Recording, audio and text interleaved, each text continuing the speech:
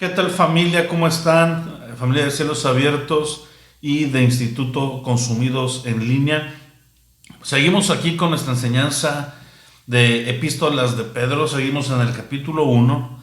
Gracias a Dios me encuentro totalmente recuperado de COVID. El día de hoy solo quisimos tener precaución. Un día más en línea. Y por eso estamos transmitiendo esta enseñanza únicamente en línea. Recordarte que de todos modos cada semana vamos a grabar una sesión en el estudio en casa para que esta enseñanza pueda grabarse con el mejor audio, la mejor calidad de video, para que tengas una enseñanza de calidad que puedas estar repitiendo cada vez que lo desees. Y bueno, pues vamos al capítulo 1. Vimos pocos versículos la semana pasada. Y veíamos que el apóstol Pedro habla de que tenemos una esperanza viva en Jesucristo en la salvación.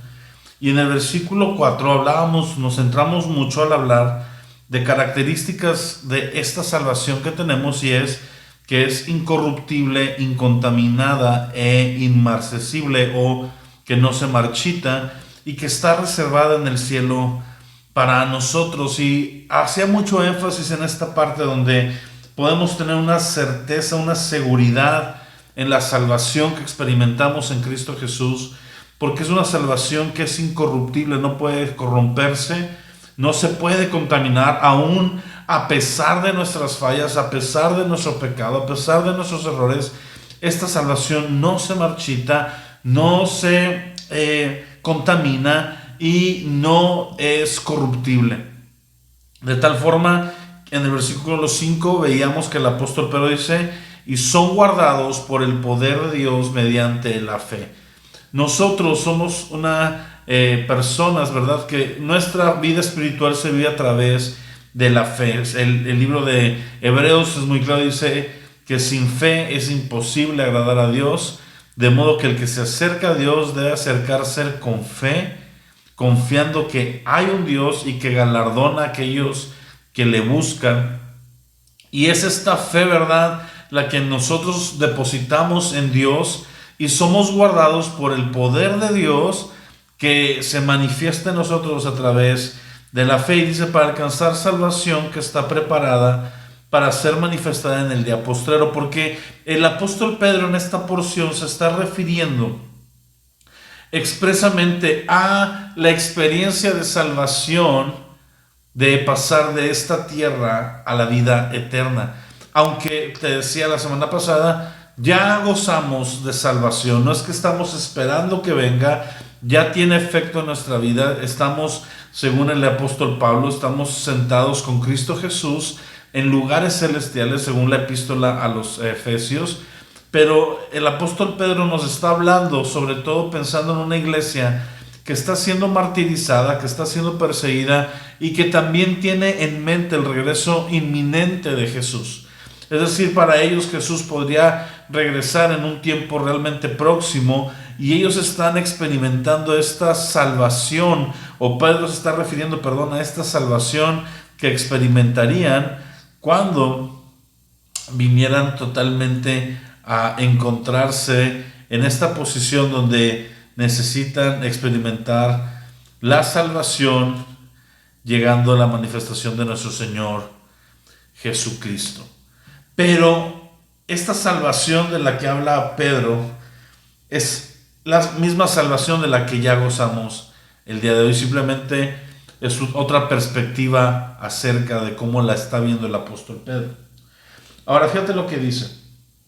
Vamos a leer a partir del versículo 6, y ojalá podamos leer ahora sí todo el capítulo.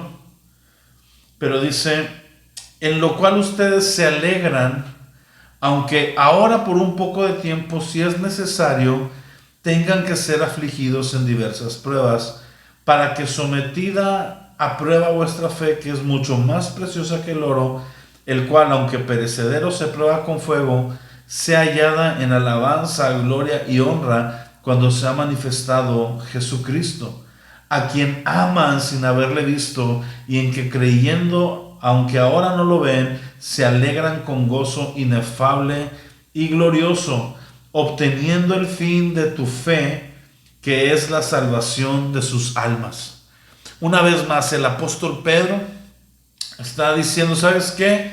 Ustedes son guardados, tu salvación es incorruptible, es incontaminada, es inmarcesible, perdón. Y por un poco de tiempo, en este momento, está siendo angustiado y dice, pero es una angustia que viene a ser, él dice, semejante a las pruebas, dice, eres afligido para que tu fe sea sometida a prueba. Ahora, este sometimiento de prueba no es que Dios quiera probar nuestra fe a través de mandarnos dificultades, es simplemente que la verdadera fe se va a probar a lo largo de la vida, a lo largo del tiempo y a lo largo de las dificultades que nos toque vivir a nosotros como creyentes en nuestra generación, en nuestro tiempo. Hay creyentes que pasan por dificultades familiares, hay creyentes que queriendo guardar su matrimonio lo pierden, hay creyentes que se les detecta una enfermedad terminal y creyendo en un Dios sanador pasan por un proceso de tal vez un cáncer o una enfermedad difícil. Hay creyentes que siendo fieles en sus asuntos financieros de repente pasan por una situación de escasez y laboralmente se pone a prueba su fe, y todo esto es porque las pruebas, las dificultades en la vida del creyente ponen a prueba la fe. Pero no es una prueba que Dios esté mandando para ver si mi fe es verdadera, sino que son pruebas que surgen en el caminar diario. Y la generación que le tocó al apóstol Pedro dirigirse de inmediato a ellos es una generación que está viendo persecución por causa de su fe. Y Jesús lo dejó bien estipulado, incluso dice, bienaventurado cuando seas perseguido y calumniado por el nombre de Jesucristo. ¿Por qué? Porque hay una bienaventuranza en vivir una vida de fe de tal manera que aún en medio de las dificultades se mantiene firme en el señorío de Jesús. Por eso el apóstol Pedro dice, tengan que ser afligidos en diversas pruebas y sometida a prueba vuestra fe, mucho más preciosa que el oro. Fíjate qué importante, nos está recordando que aquello que más tiene valor en nuestra vida no es nuestra parte material, sino es nuestra parte espiritual. Nuestra fe por sí sola es mucho más valiosa que cualquier economía, que cualquier recurso que podamos tener, que tener bienaventuranza económica, que poder tener una cuenta llena de dinero. Nuestra fe es más valiosa que el oro. El oro es puesto a prueba por medio del fuego. El fuego viene y el fuego tiene una característica, y es que purifica el oro, saca a la luz las impurezas para que puedan ser removidas y ser quitadas. Las circunstancias difíciles, las diversas pruebas por las que tú y yo podemos llegar a atravesar, son situaciones que van a purificar nuestra fe de tal manera que van a empezar a sacar impurezas en nuestro carácter, impurezas en nuestro corazón, impurezas en nuestros pensamientos, impurezas, y no estoy hablando de impurezas del pecado obvio, sino de aquellas cosas que nosotros mismos no nos percatamos que están y que necesitan ser corregidas. Me encanta, alguien pone el ejemplo de que el carácter del creyente es como una pasta de dientes, que hasta que la aprietas puedes ver de qué tipo de pasta es. Y muchos de nosotros como creyentes tenemos una vida devocional, tenemos una vida aparentemente espiritual, pero cuando vienen circunstancias en nuestra vida, se evidencia si nuestro carácter lo hemos ido sometiendo al Señor o si seguimos teniendo el mismo carácter de antes. Si hemos crecido en mansedumbre, en amor, en misericordia. Cuando alguien nos ofende y te calientas, ¿verdad? Y te enojas y empiezas a picudear y a agredir, se muestra que tu carácter está por los suelos. Se muestra que no has avanzado en parecerte a Cristo. Pero cuando alguien te ofende y tú respondes tal vez no enojado, sino la blanda respuesta aplaca la ira y no le alzas la voz y dejas pasar el oprobio y tal vez te está molestando, pero guardas el coraje ahí, ¿verdad? Y no respondes en ira. Te estás pareciendo a aquel que se quedó callado ante las acusaciones. Tal vez vas en la calle y alguien se te atraviesa, se te meten, hicieron mal, tienes toda la razón para estar enojado, pero muestras misericordia, ¿verdad? Teniendo en cuenta hasta 10, te tranquilizas. O tal vez hay una situación donde alguien te ofende y tienes todas las herramientas tú para hacer aparentemente justicia y Dios te llama a perdonar y a dejar todo por la paz. ¿Por qué? Porque las pruebas evidencian el carácter. ¿Y sabes qué? No es tanto que Dios necesite ver qué sale de nosotros en la prueba. La mayoría es nosotros mismos poder identificar áreas en las que no hemos sido diligentes para esforzarnos a través de echar mano de la gracia, no un esfuerzo carnal, sino detectar aquellas cosas que están mal y pedir la ayuda del Espíritu Santo para que sea formada la imagen del Hijo de Dios en nosotros en diferentes áreas. Es la prueba la que evidencia la calidad de nuestra vida. Y nuestra fe va a ir siendo puesta a prueba, nos guste o no nos guste. Es parte del caminar con el Señor, es parte de la dinámica de nuestro cristianismo. Sin embargo, dice, esta fe va a ser hallada más preciosa que el oro, y cuando sea purificada, sea pasada por el fuego, va a ser hallada en alabanza y gloria cuando sea manifestado Jesús. Ese momento en que Jesús venga y te llame a cuentas y te diga, bien hecho, buen siervo fiel, entra al gozo de tu Señor. Ese momento donde va a alabar el Señor mismo y va a elogiar tu fidelidad y va a elogiar tu carácter que ha sido transformado, y las circunstancias y las pruebas difíciles lo que hicieron fue evidenciar que has empezado a caminar con el Señor, y ahora Él elogia eso, y ahí te aseguro todo habrá valido la pena, porque dice la palabra que el Señor nos va a recompensar y que no habrá nada que nosotros hayamos hecho por causa del nombre de Jesús que no sea recompensado. A veces queremos ver la recompensa en la tierra y la queremos ver bajo las condiciones humanas terrenales, pero tenemos que recordar que estamos hablando de recompensas y tesoros en los cielos, bajo otro esquema y bajo otro tipo de galardón. Y me encanta lo que dice el versículo 9. Obteniendo el fin de vuestra fe, que es la salvación de las almas. Es decir, nuestra fe tiene un fin, o sea, tiene algo que busca obtener. Y aquello que busca obtener es la salvación de nuestra alma. Nuestra fe, la fe que Dios ha depositado en nosotros para creer en Él y ser salvos, es precisamente con ese fin, con que al final podamos llegar y ser salvos y estar delante del Señor en la eternidad, viviendo en una unidad y en una comunión perfecta con Él. El fin de nuestra fe no son las riquezas. El fin de nuestra fe no es el éxito terrenal. El fin de nuestra fe no es el bienestar material. El fin de nuestra fe no es la bonanza aquí en la tierra. El fin de nuestra fe, aquello a lo que nuestra fe va dirigido y aquello que busca primordialmente, tiene que ver con todo lo referente a nuestra salvación. A nuestra salvación. Me encanta el versículo 8. Dice, cuando se ha manifestado Jesucristo, me salté el 8, dice, a quien amas sin haberlo visto. El Señor dijo, bienaventurados aquellos que no vieron y que creen. Tomás dijo, Señor, hasta que yo vea no creo. Y cuando Jesús aparece delante de él y le dice, mete tu mano a mi costado, mete tu mano a mis heridas. Y dice, ya creo, Señor. Dice, pero porque me has visto. Bienaventurados aquellos que no han visto y que han creído. Tú y yo pertenecemos a esa generación.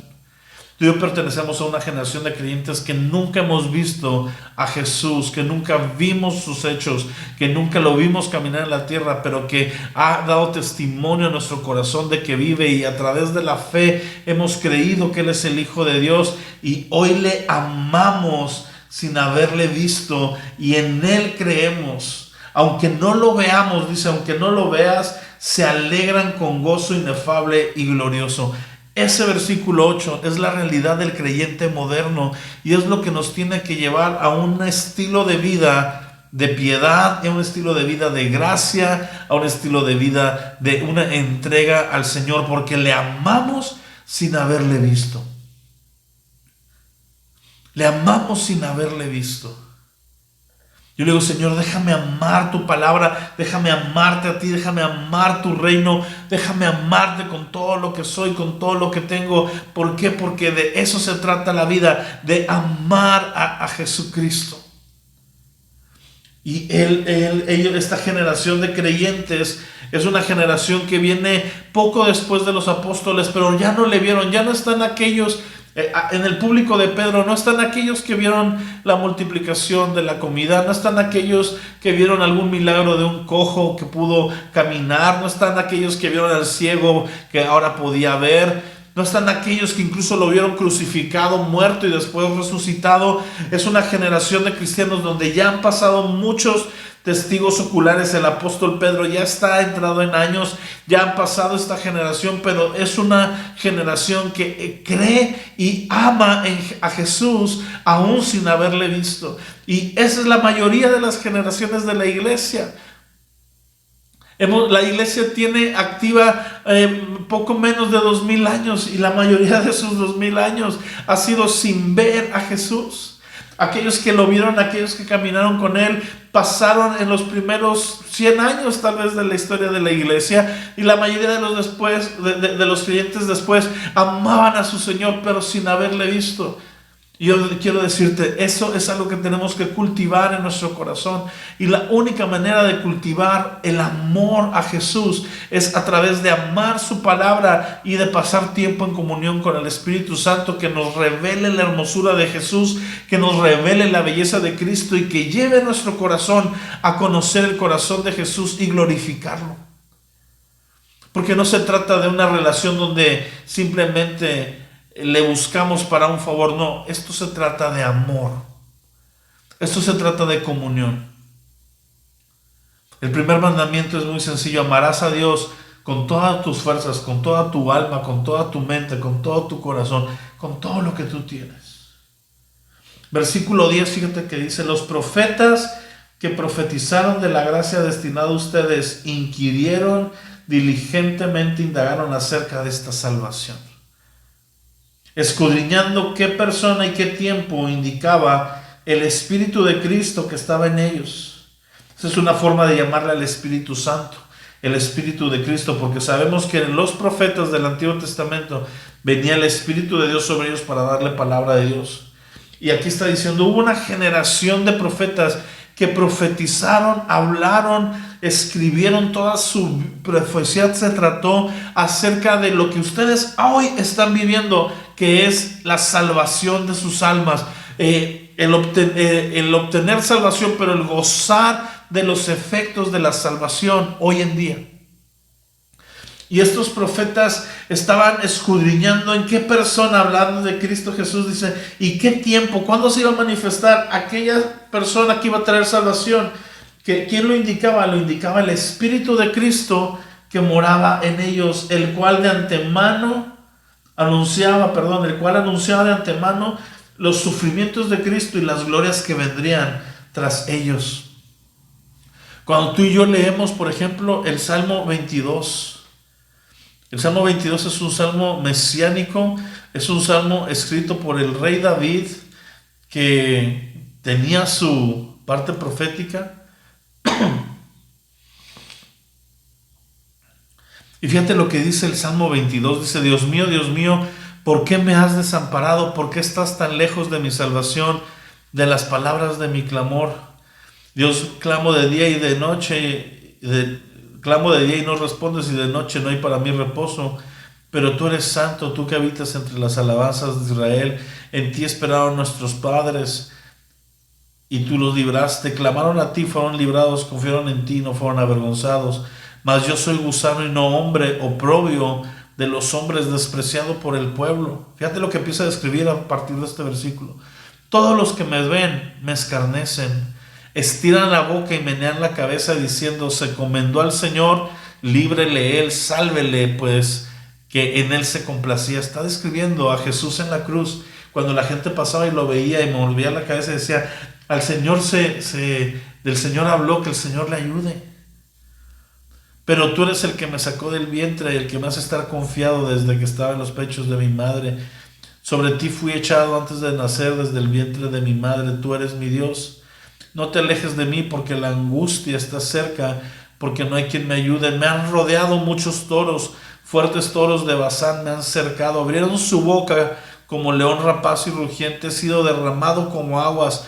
Todos mis huesos se descoyuntaron. Mi corazón fue como cera derritiéndose en medio de mis entrañas. Como un tiesto se seca mi vigor. Mi lengua se ha pegado a mi paladar y me han puesto en polvo de muerte. Porque perros me han rodeado y me han cercado cuadrilla de malignos. Horadaron mis manos y mis pies. David está describiendo la crucifixión cientos de años antes de que siquiera el Imperio Romano aparezca. No era una muerte común en el tiempo de David, la muerte de crucifixión. Y aquí está describiendo todo este cuadro profético acerca de Jesús. Contar puedo mis huesos, entre tanto que ellos me miran y me observan. Repartieron entre sí mis vestidos y sobre mi ropa echaron suertes. Echaron suertes sobre la ropa de Jesús. ¿Y qué está diciendo el apóstol Pedro? Está diciendo, en el Antiguo Testamento, los hombres de antaño, los profetas, te acabo de poner un ejemplo de David. Pero Isaías, Jeremías, Ezequiel, Daniel, ¿verdad? Todos ellos que hablaron ya sea de la primera o segunda venida de Jesús, pero que hablaban de asuntos de salvación. Isaías cuando dice, porque un niño nos es dado, un hijo nos ha nacido de la Virgen y viene de la tribu, del lugar más pequeña de Belén, de Efrata, y empieza a decir incluso el lugar del nacimiento del Mesías. Y vemos que entonces estos hombres en los cuales reposaba el Espíritu de Cristo, que es el Espíritu Santo, este espíritu de la profecía que está en todos los hombres que han escrito y que pertenecen al canon bíblico, porque toda escritura es inspirada por Dios, porque es soplada por Dios, porque es el Espíritu de Cristo el que escribía a través de ellos, hablando a través de ellos, profetizando a través de ellos, inquiriendo asuntos de la salvación y de las glorias que vendrían tras los sufrimientos de Cristo, hablando de sus sufrimientos, de sus milagros, de sus maravillas. Pero de todo esto dice, antes una generación hablaba de eso. Y quiero que pienses esto, mi amado, todo el Antiguo Testamento se trató de hombres y mujeres apuntando a aquel Jesús que después vino y que ahora nosotros vivimos tiempo después gozando todo lo que muchas generaciones no gozaron. Muchas generaciones esperaban que viniera el tiempo en el que pudieran relacionarse con Dios como lo hacemos tú y yo, y hoy tú y yo a veces no lo aprovechamos.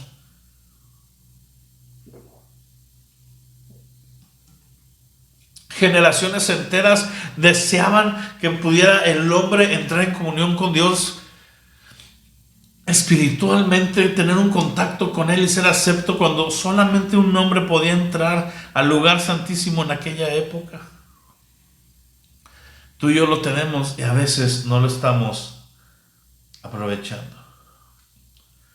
Versículo 12, a esto se reveló que no para sí mismo, escucha, la tarea de los hombres del Antiguo Testamento no era hablar para sí mismo, dice, sino para nosotros. Administraban las cosas que ahora son anunciadas por los que han predicado el Evangelio del Espíritu, por el Espíritu Santo enviado del cielo. Cosas en las cuales anhelan mirar aún los ángeles. Qué increíble, mi amado. Vivimos tiempos que fueron prediseñados desde hace años, desde antes de la fundación del mundo, y que generaciones enteras administraban esos misterios, administraban esas profecías, administraban esa enseñanza, no para ellos, porque ellos no iban a ver la experiencia que estaban describiendo. Cuando Joel describe lo que va a pasar en Hechos 2, ¿verdad? Él lo está describiendo y él está diciendo: vendrá el Espíritu sobre toda carne, sus ancianos soñarán sueños, sus jóvenes tendrán visiones. Pero él lo está profetizando, lo está alcanzando a ver, pero no lo está experimentando del todo. De tal manera que entonces después en el versículo 13 comienza a decirnos lo siguiente. Dice: por tanto.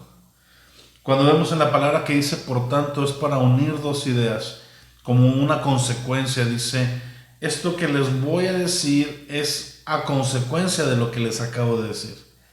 Es decir, este énfasis que está haciendo, donde dice: nosotros estamos gozando de aquello que muchos hombres y mujeres, que generaciones enteras quisieron poder disfrutar. Ustedes lo están disfrutando. Tal vez hay persecución, porque en el tiempo de Dios hay persecución. En nuestra vida moderna hay aflicciones. Sin embargo, estamos gozando los efectos de la venida de nuestro Señor Jesucristo. Y hubo generaciones completas en la historia de la iglesia, de Adán a Cristo son 4000 años. Y de Cristo hacia acá vamos 2022 años. Es decir, ha sido más el tiempo de la humanidad sin tener acceso a lo que nosotros tenemos acceso, que el tiempo que llevamos nosotros gozando de esto.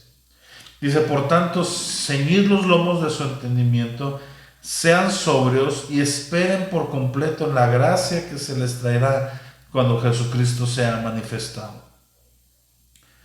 Ciñan los lomos de su entendimiento, es decir, ajústense a entender, busquen entender, procuren el entendimiento. ¿Sí? Procuren profundizar en la palabra, profundizar en conocer al Señor. Sean sobrios, es decir, no caigan en los deleites carnales. La sobriedad siempre se asocia con el vino, pero tiene que ver con esta actitud de no dejarte envolver, embriagar, no dejarte llevar por las corrientes de este mundo. Esperen por completo en la gracia que se traerá cuando Jesucristo sea manifestado. Esa gracia que veremos, de la cual ahorita ya vemos una parte, pero que veremos una plenitud. Esperen por completo, que esa sea su esperanza. Como hijos obedientes, no se conformen a los deseos que antes tenían estando en su ignorancia, sino como aquel que los llamó es santo, sean también ustedes santos en toda manera de vivir. Hay un llamado a la generación para vivir en santidad. Esta generación que está viviendo persecución, su persecución estaba purificando su fe, y no había una actitud de Pedro de decir: bueno, pobrecitos, como están sufriendo, pues deleítense de vez en cuando en la carne. Dicen: no, ¿saben qué? Porque ustedes están esperando una salvación gloriosa que otras generaciones desearon y han experimentado ya de antemano, y están experimentando las bondades de seguir a nuestro Señor Jesucristo. Sean hijos obedientes y no se amolden, no tomen la forma de los deseos que antes tenían, estando en su ignorancia, esta ignorancia anterior, donde dice: antes ustedes eran llevados por estas cosas, ahora no. Es la misma idea que el apóstol Pablo nos presenta tanto en Colosenses como en Efesios, cuando dice: despójense de la vieja manera de vivirse. Ahorita en Colosenses dice: si ustedes son de Cristo, miren las cosas de arriba, busquen las cosas del cielo, no las terrenales. En Efesios dice: ustedes en otro tiempo andaban conforme a los hijos de desobediencia, pero ahora despójense del viejo hombre que está viciado y vístanse del nuevo según Jesucristo. Y el apóstol Pedro dice: sean santos en toda su forma de vivir, así como el que los llamó es santo. Si invocan por Padre a aquel que sin acepción de personas juzga según la obra de cada uno, condúzcanse en temor todo el tiempo de su peregrinación. Condúzcanse en temor todo el tiempo de su peregrinación. ¿Cuál es la peregrinación? La peregrinación es esta transición que estamos en la tierra. Nosotros somos peregrinos, nosotros estamos aquí de paso. Estamos siendo llevados simplemente de paso. Nuestra meta, nuestra casa no es en esta tierra, es en el cielo, es en la Nueva Jerusalén, es en la eternidad, pero estamos como peregrinos, es decir, no pertenecemos a esta tierra. Y durante nuestro caminar, 60, 70, 100 años que vivamos en la tierra, viviremos a partir de que le hemos dado nuestra vida a Jesús. Jesús dice, ustedes no son del mundo, pero viven en el mundo. El autor de Hebreos dice que Abraham y estaba esperando, dejó de vivir en ciudades hechas de manos de hombre y vivió en tiendas porque esperaban una ciudad cuyo fundamento y arquitecto es Dios. Porque estaban esperando otras cosas, porque por eso son peregrinos, porque transitan por esta vida, pero con el corazón en lo eterno, no en la tierra. Hoy en día los creyentes están queriendo hacer casas en la tierra, están deseando vivir la plenitud aquí y poco piensan en lo eterno y en lo celestial, porque han sido contaminados con este amor a lo terrenal. Sin embargo, aquí dice, según esto, nosotros nos debemos de conducir en temor. ¿Temor de qué? Un temor reverente, una honra reverente, una honrar al Señor. La semana pasada, el domingo, me encantó porque la palabra que el Señor puso a compartir en mi corazón para la iglesia es Dios honra a los que le honran. Hablando de 1 Samuel, ¿verdad? Cuando Dios le habla a Elí, le dice, porque no has reprendido a tus hijos y los honraste más que a mí, yo quito esta promesa porque yo honro a los que me honran, perdón, pero también desecho a los que me tienen en poco. ¿Cuál fue mi sorpresa? Que la predicación de mi pastor era muy parecida, se llamaba honra a Dios y te irá bien. Y veo cómo ese principio de honra a Dios, otra forma de llamarlo es el temor. No es un temor de vivir con miedo, no es un temor de, ay, no puedo hacer, no puedo decir, no puedo pensar, me van a golpear desde el cielo. No, es una honra, es un respeto, es una adoración, es un tomar en cuenta al Señor por encima de todas las cosas. Versículo 18, sabiendo que fuiste rescatado de vuestra manera vana de vivir. Nosotros cuando no estábamos en Cristo, nuestra forma de vivir era la vanidad, era todo lo efímero. Eclesiastés, el rey Salomón dice, vanidad de vanidades, todo es vanidad. Es como el vapor que ahorita lo ves, pero en segundos ya no está. Así son las cosas de la tierra, son vanas.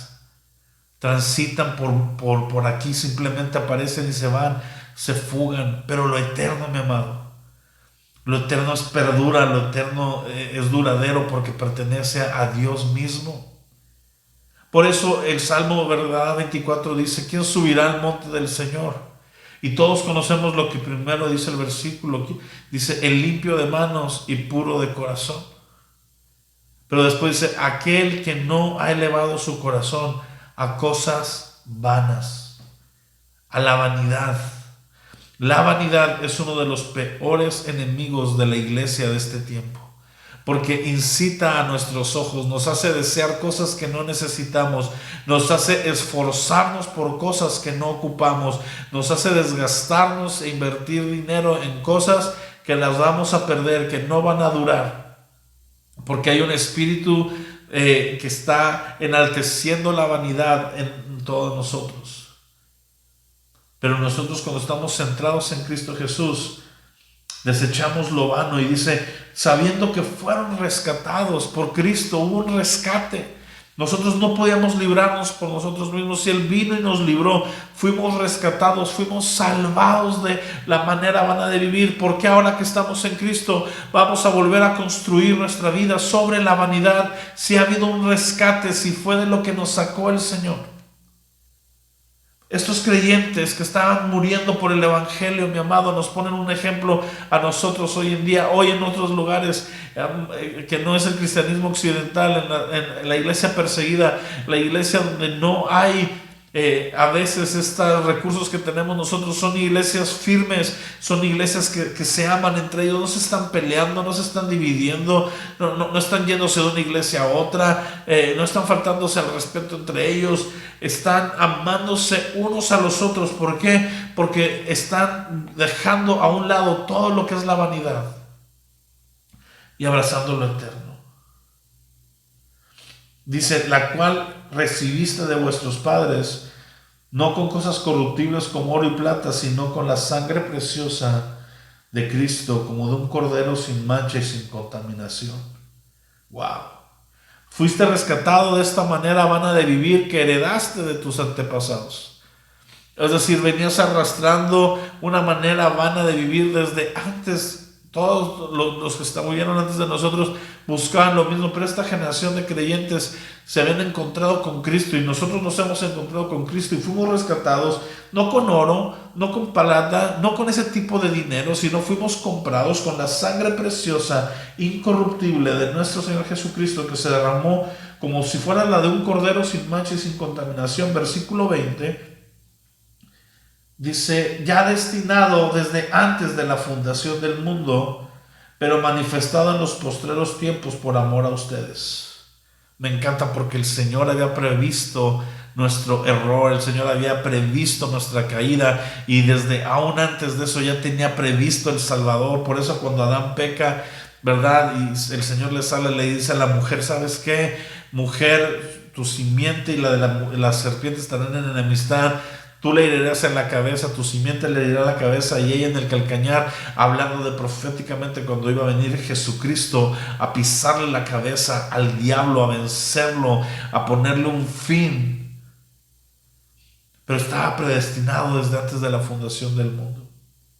Y se manifestó en estos tiempos, en los tiempos en los que vino. Y hoy en día hay cosas que están preparadas para nosotros desde antes de la fundación del mundo y que se manifestarán. La segunda venida de Jesús está preparada desde antes, aunque la primera está anunciada para que ocurra. Está preparado el mundo para que venga. Bueno, está preparándose más bien, pero vendrá y se manifestará y veremos esta gloria, pero ha sido predestinada desde antes de que empezara nuestra historia. Versículo 21, y mediante el cual creen en Dios, el cual le resucitó de los muertos y le ha dado gloria, para vuestra fe y esperanza sean en Dios. Nosotros creemos en Dios Padre por Jesucristo, por su resurrección. Versículo 22, habiendo purificado sus almas por la obediencia a la verdad, es decir, Jesús purificó nuestras almas por su obediencia a la verdad mediante el Espíritu. Él se entregó a sí mismo por el Espíritu. El libro de Hebreos dice que Jesús se presentó a sí mismo por medio del Espíritu como sacrificio vivo. Todo lo que tú y yo hacemos tenemos que hacerlo en y por medio del Espíritu para que sea agradable a Dios. Pero Él ha purificado nuestras almas. Nuestras almas ya no son almas en inmundicia, están purificadas porque Él obedeció a la verdad mediante el Espíritu para el amor fraternal no fingido. Ámense unos a otros con entrañablemente de corazón puro, siendo renacidos. Una vez más nos recuerda cómo comenzó este capítulo. Ustedes han renacido, ustedes han cambiado de naturaleza, ustedes han sido transformados, siendo renacidos no de simiente corruptible, o sea, de una semilla corruptible. Aquí la palabra simiente viene del original semen y del original semilla, que tiene que ver con la reproducción, tanto en la semilla en cuanto a las plantas y todo esto, frutos, pero también en los seres vivos. Es el semen de la parte masculina la que trae la carga que fecunda al óvulo para que pueda haber vida. Y hay parte de esta carga en el semen del hombre, y en el óvulo de la mujer está esta información también, y juntos dan a un ser vivo. Y dice, nosotros hemos sido renacidos por una simiente no corruptible, sino incorruptible. Por eso nuestra salvación es incorruptible, porque la semilla con la que fuimos inseminados es la semilla que es incorruptible, es la semilla de Dios. Y aquí dice la palabra, dice por la palabra de Dios que vive y permanece para siempre. Es la palabra de Dios, mi amado, la que es ese semen divino, vamos a decirlo así, esa semilla que cae y entra en contacto con nuestro corazón para producir el nuevo nacimiento, para producir nueva vida. Es la palabra de Dios. No es otra cosa. Por eso es por medio del Evangelio que se da la locura de la predicación, se da la salvación de los creyentes. Porque tenemos que predicar, hablar la palabra, porque es la palabra la que trae en sí misma la capacidad de producir en nosotros un nuevo nacimiento. No se puede producir un nuevo nacimiento si no hay predicación del Evangelio. Si no hay palabras, si no hay escrituras, si son experiencias, si son filosofías huecas, si es humanismo, si van experiencias personales, no habrá un nuevo nacimiento. Nosotros como predicadores, como iglesia, tenemos que hablar la palabra de Dios. Yo te estoy hablando la palabra de Dios y conforme te hablo, primera de Pedro capítulo 1, cosas pasan en tu corazón. La semilla empieza a venir y a traer nacimiento. Algunos tal vez por primera vez nacen de nuevo. Algunos otros tal vez ya nacidos de nuevo, pero el Espíritu Santo, usando la semilla de la palabra de Dios, trae y empieza a gestar sueños, a gestar planes, a gestar llamado, y empieza a haber un nacer de cosas de Dios en nuestras vidas, y eso se da únicamente por la palabra. Eso se da únicamente por la palabra. Por eso la importancia de que la palabra sea el centro de nuestra predicación y la palabra apunta a Cristo. Seamos iglesias cristocéntricas fundadas en la palabra, hablando la palabra con un temor, con un celo, con un denuedo, y predicando la palabra. El Espíritu Santo tomará esa palabra e impactará los corazones, y habrá nacimientos. Habrá nuevos nacimientos, habrá conversión, habrá salvación. Como cuando Cornelio, ¿verdad?, manda a traer a Pedro, y me encanta que el ángel le dice a Pedro: Él te dirá lo que te es necesario. Y Pedro viene y empieza a predicar el Evangelio, y de repente, mientras él predicaba el Evangelio, la palabra, esa semilla incorruptible, vino desde el cielo, tocado por el Espíritu Santo, y empezó a producir nuevo nacimiento en el corazón de los que oían, sin pasar a hacer una oración, sin pasar a responder a un llamado de salvación. Empiezan a creer en su corazón, empieza a venir la certeza, y de repente viene el Espíritu Santo sobre ellos, y todos hablan en lenguas y dicen que ¿se les puede impedir el agua del bautismo? Pues no, y son bautizados en agua. Pero todos recibieron la salvación por haber creído. ¿Pero por haber creído en qué? En la predicación de la palabra. Dice: toda carne es como hierba, y toda la gloria del hombre como la flor de la hierba. La hierba se seca y la flor se cae, mas la palabra del Señor permanece para siempre. Y esta es la palabra que por el Evangelio os ha sido anunciada. La palabra del Señor permanece para siempre. Jesucristo dijo: el cielo y la tierra pasarán, pero mi palabra no pasará. Las aflicciones pasarán, las dificultades pasarán, aún los tiempos de victoria aparentemente en esta tierra pasarán. ¿Sabes qué es lo que no va a pasar? La palabra del Señor. Que Dios te bendiga, iglesia. Que Dios te bendiga. Nos vemos la próxima semana presencial en la reunión. Hasta luego.